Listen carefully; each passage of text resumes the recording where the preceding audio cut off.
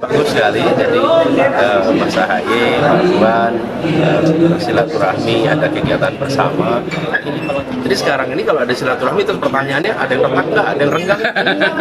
Sama aja, sama aja. Justru menurut saya kita harus mulai terbiasa bahwa berbeda tidak berarti putus silaturahmi, berbeda jaga silaturahmi. Dan kalau ada silaturahmi bukan berarti kemudian perbedaannya hilang.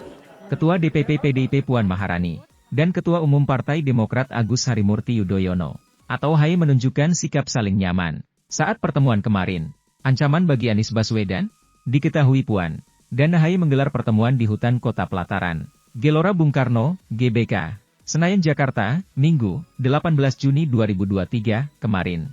Keduanya saling menunjukkan keakraban, dan kenyamanan satu sama lain, dan menyebut seperti adik kakak. Terlebih Puan menegaskan, kalau AHY tetap menjadi kandidat, bakal cawapres Ganjar Pranowo pada Pilpres 2024 mendatang. Nama AHY dan beberapa kandidat lainnya merupakan sosok yang ditampung dan diperhitungkan PDIP mendampingi Ganjar nantinya. Salah satunya bacawa presnya, Mas AHY dari Partai Demokrat, juga masuk radar PDI Perjuangan.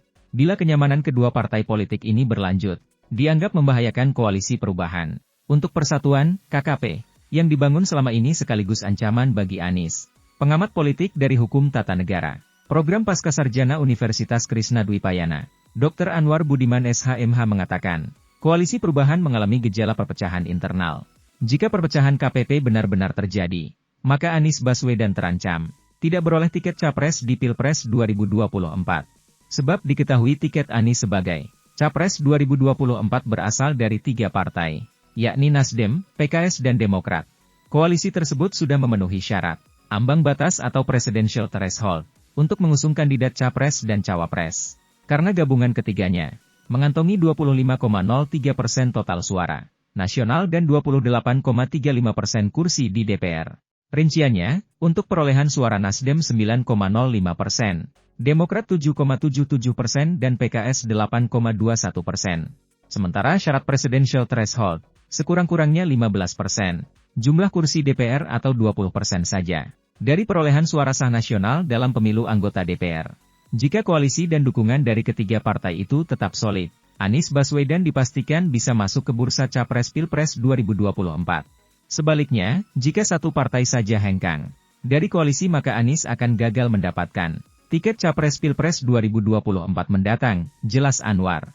Pengamat politik itu menyampaikan, tidak bisa dipungkiri para elit politik menunjukkan strategi divide et impera, atau memecah kelompok besar agar lebih mudah ditaklukkan.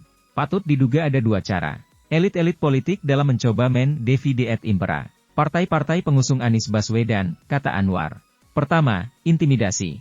Kedua, iming-iming, atau godaan, tambahnya. Salah satu iming-iming, yang dimaksudnya yakni godaan kepada Ketum Demokrat AHY, untuk menjadi cawapres bagi capres selain Anies. Padahal bisa saja itu cuma godaan belaka, kata Anwar.